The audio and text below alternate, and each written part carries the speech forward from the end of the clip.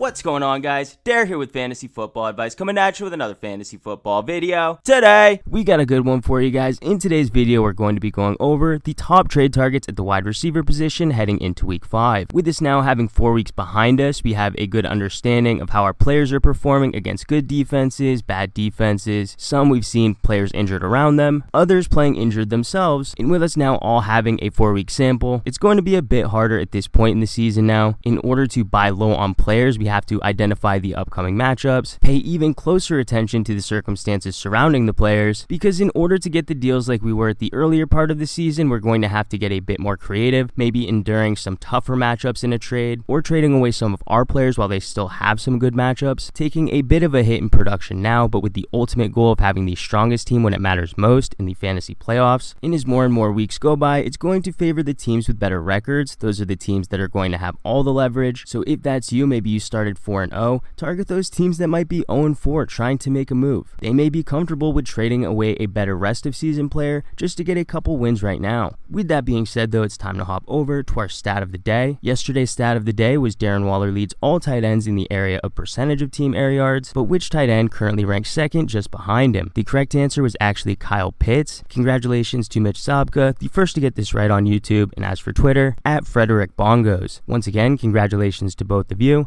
But as for today's stat of the day, in 2019, Kenny Galladay's last healthy season, he actually ranked dead last in the area of average separation. Now fast forward to 2021, he currently ranks second to last. Which wide receiver with over 250 receiving yards currently ranks last just behind him? Leave your answer in the comment section down below. We'll be happy to let you know who wins in tomorrow's video.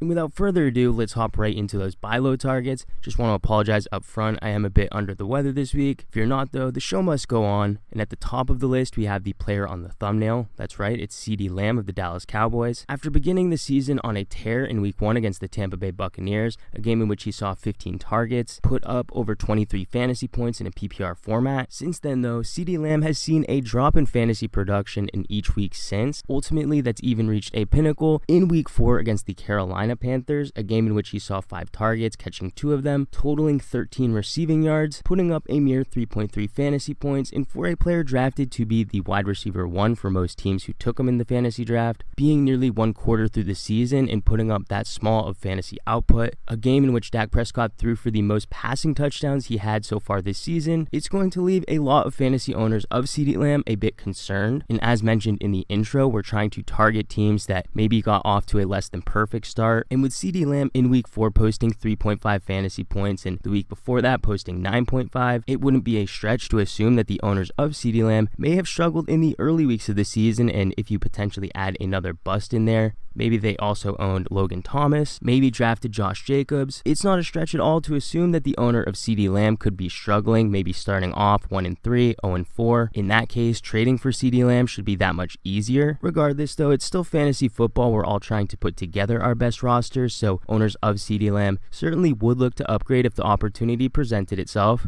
Offering him the right package for CeeDee Lamb can certainly get the trade done, and if you want to know where we value him for the remainder of the season, we feel very confidently that he is going to be a wide receiver 1 for the rest of the way. I would even go as far as to say he has top 5 upside for the remainder of the season. And for those of you concerned with his fantasy output from this game, one thing you have to know is that the Dallas Cowboys were up nearly 3 scores really early on in this game. Dak Prescott himself, he only completed 14 total passes in the game, and much like Jameis Winston in week 1, he was very efficient. Even though he only threw for 188 passing yards, he threw for 4 passing touchdowns. 1 went to Amari Cooper, a couple to the tight ends. So fear not, this is still a top receiver in one of the league's top offenses. If anything, we should be thankful for the lack of production because it gives us that don't own CeeDee Lamb an opportunity to trade for him. Honestly, the value in exchange for him that I'm willing to give up is anything of wide receiver 1 value. Obviously, if I own Justin Jefferson, I'm not trying to get rid of Justin Jefferson for him. I would consider that more of a lateral move, and even though I'm higher on CeeDee Lamb for the remainder of the season, ideally in the fantasy playoffs and potentially making our way to the championship, having our 2 top receivers being receivers like CeeDee Lamb and Justin Jefferson as a combination is going to be the type of upside we'll need to defeat the top team in the league. So getting a deal done in any other way possible, trading away our depth, doing a 2-for-1 deal, that's far and away the approach I'm taking when it comes to trading for CeeDee Lamb.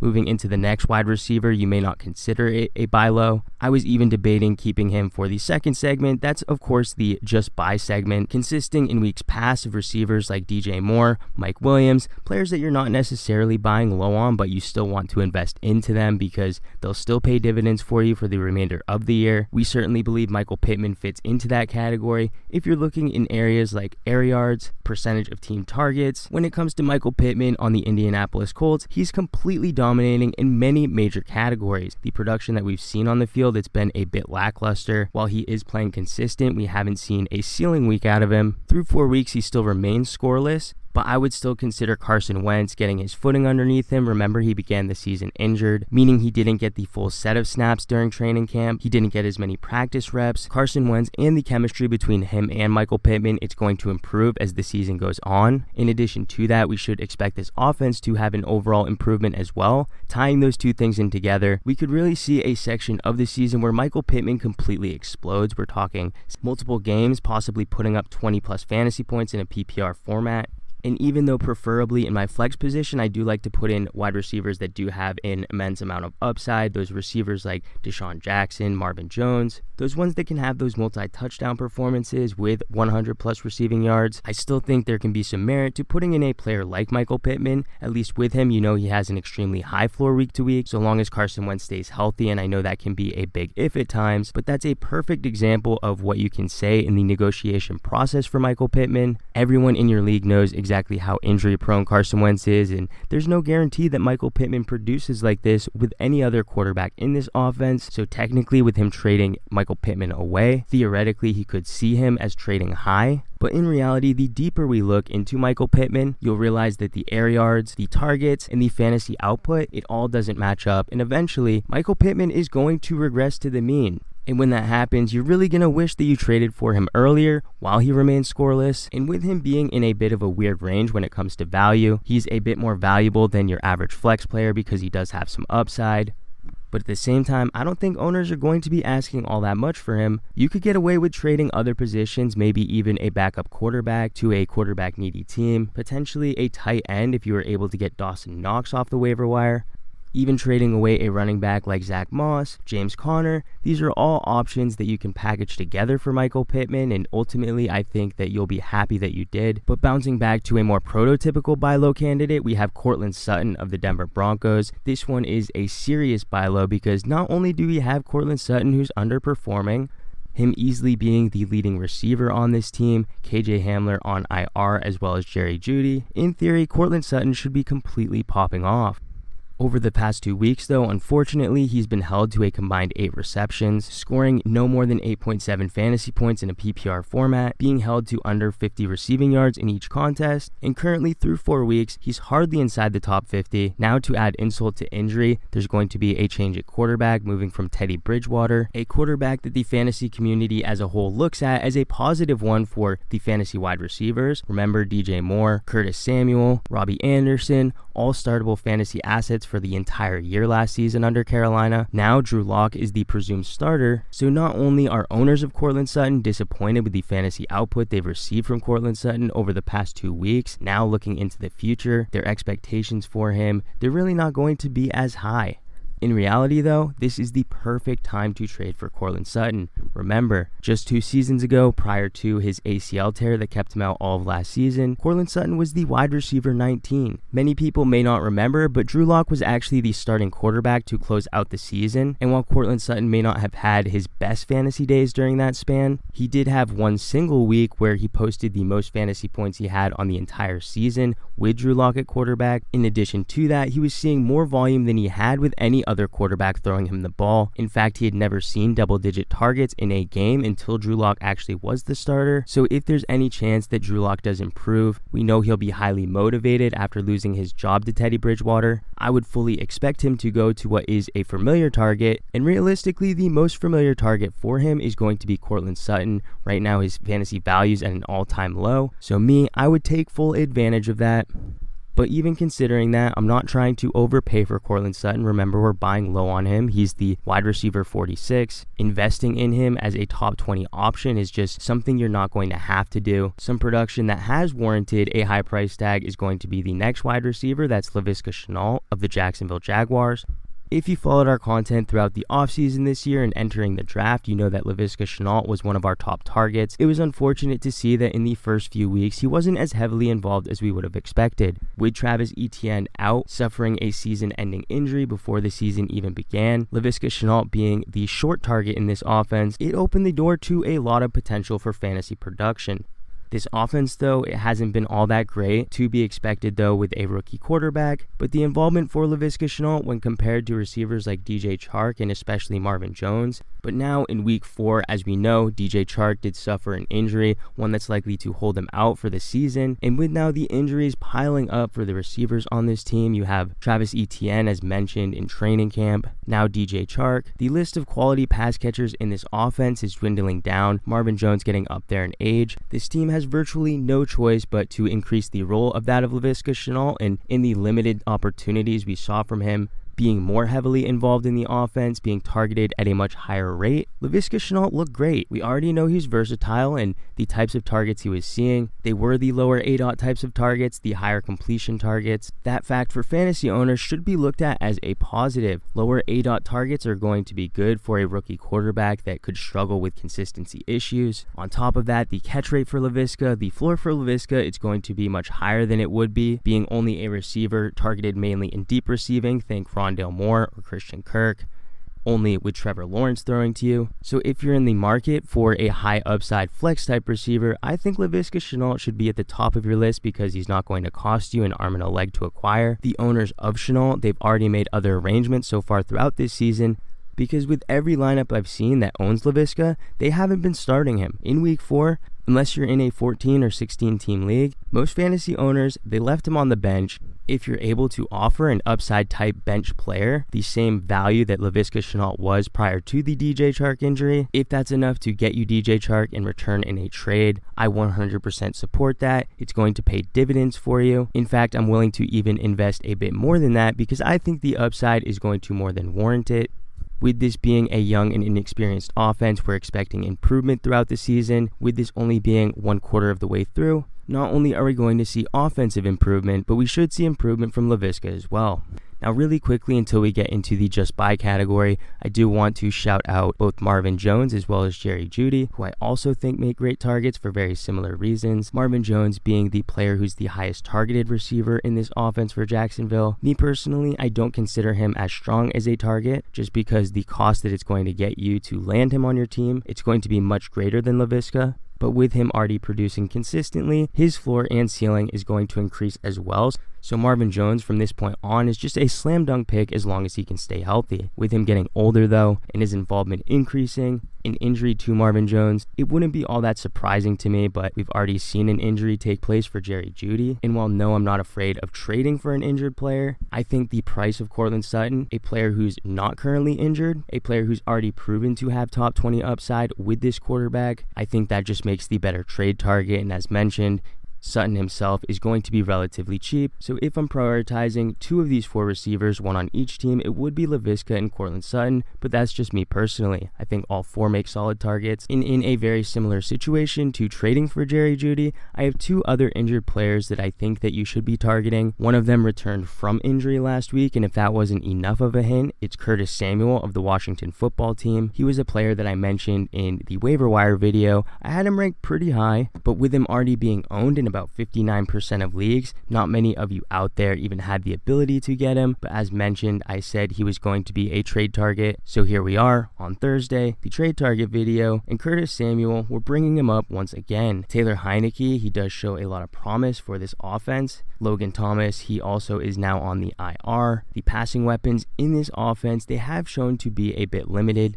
Yes, you have J.D. McKissick, and Terry McLaurin's always going to get his targets, but there's enough volume to go around to support Curtis Samuel to be a productive receiver, and with him being able to line up in all types of positions, that's going to fit in very well for this offense, one that's dealing with many injuries. His versatility is only going to help him receive even more targets. And one thing people aren't talking about enough about Washington, it's that their defense has been extremely poor so far this season. In fact, they've actually ranked near the bottom of the league. That's against the pass, that's against the run. if that's a trend that continues, we're talking a team that has plenty of garbage time production. Now, one thing to keep in mind when it comes to Curtis Samuel is that I still want you to buy low on him. Remember, this is a player who in his return game, he went 4 for 19 yards. Expect some growing pains. This was a player who wasn't involved in training camp due to injuries. He is, of course, an increased risk of suffering another injury.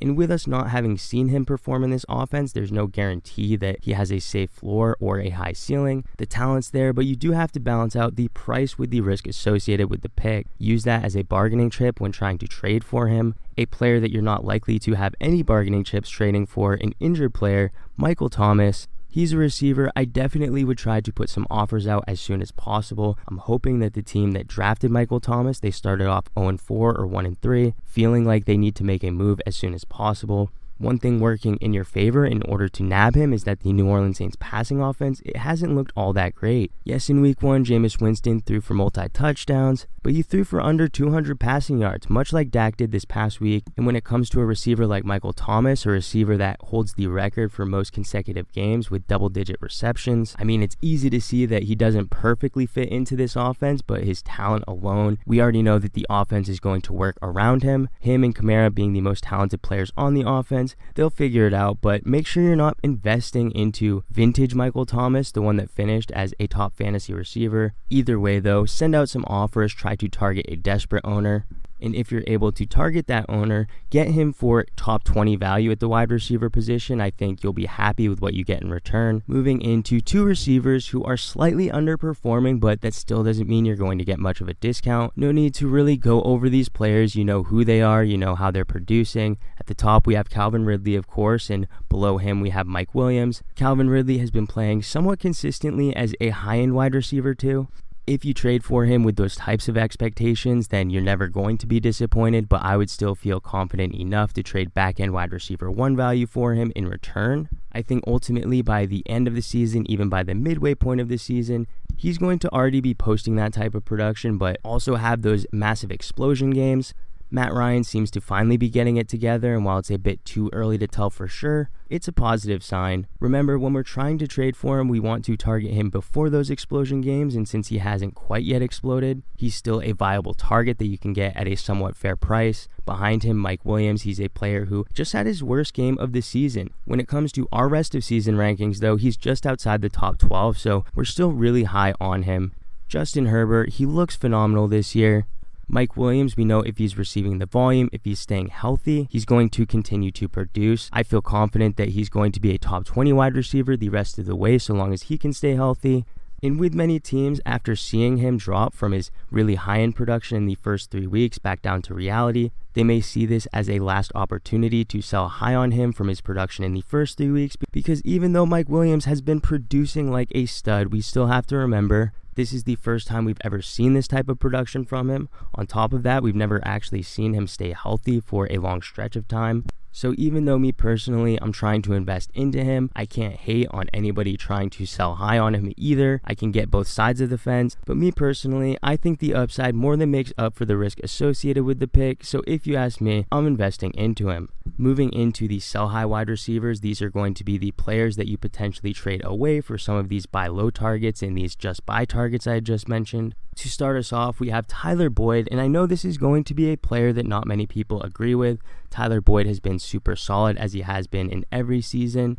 But more recently, with T. Higgins out of the lineup, he's been playing as one of the top receivers in this offense. Remember, Jamar Chase, he has scored the touchdowns, but the actual amount of receptions he's received has been more on the low end. Tyler Boyd has been a player that's been used between the 20s as he is every year, but in addition to that, he's found his way into the end zone. My only concern, though, is once T. Higgins comes back, will there be enough fantasy production to go around to continue to support Tyler Boyd? Maybe not to be a top 30 guy, which he's pushing for right now. In our rest of season rankings, we have him 12 spots below that. And while no, that's not a massive gap if you're able to get top 30 value for him, I think that's a no-brainer decision. I think you can easily get a deal done too, because remember, Joe Mixon got hurt, and if the running back in the offense got hurt, to most people that signals an increase in the passing game. And while Joe Mixon may not miss any time at all, you can take advantage of the fact that we don't know for certain. We also don't have a definitive answer on T. Higgins. While he's projected to come back this week, it's possible that neither him nor Mixon are back. back, in which case Tyler Boyd will once again be a great start. As I mentioned in the intro though, taking a hit for 1 week for a better outcome for you in future weeks, that's going to be the types of investments that ultimately pay off and help you win a championship. So when it comes to Tyler Boyd, I'm willing to take that hit. Behind him, though, we have Corey Davis of the New York Jets, and I know a lot of you are going to be confused. I just had him as a buy low target last week. Now he's a sell high target after one good game. And while, yes, that wouldn't be too far-fetched with unchanged circumstances, he is heading into another good matchup, so it's probably a bit confusing for you guys. The reason being, though, is that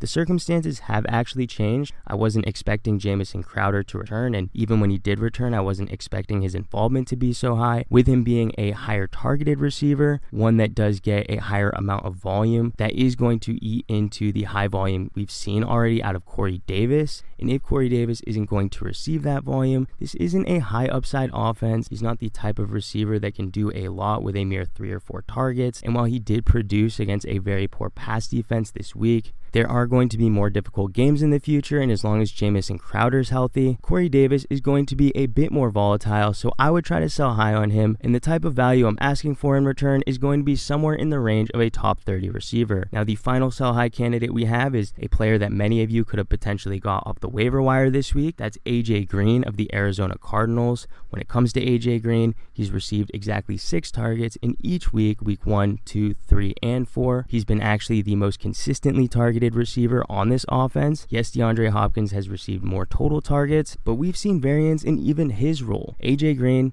he's the one player that we've seen a consistent role from, but as for season-long expectations, I'm really not holding my breath. A spot start, yes, in a positive matchup, I could see that, but I wouldn't be shocked whatsoever if in even this next week, he's outproduced and outpaced by either Rondale Moore and Christian Kirk. 2 higher upside receivers I would gladly not only own, but even prefer to start in my flex over AJ Green, just because when it comes to my flex position, I'm trying to shoot for upside. If you can swap AJ Green for any other high upside bench option, I don't care about the floor. I'm looking for a player that can crack my starting lineup. I just don't see that in the cards for AJ Green, so if I can flip him for another receiver, even one with minimal value right now, I'm more than willing to do that. But guys, that's going to do it for this video. We really hope you enjoyed. If you did, how about hitting that like button? If you're new to the channel, please hit that subscribe button. We thank you all for watching. Catch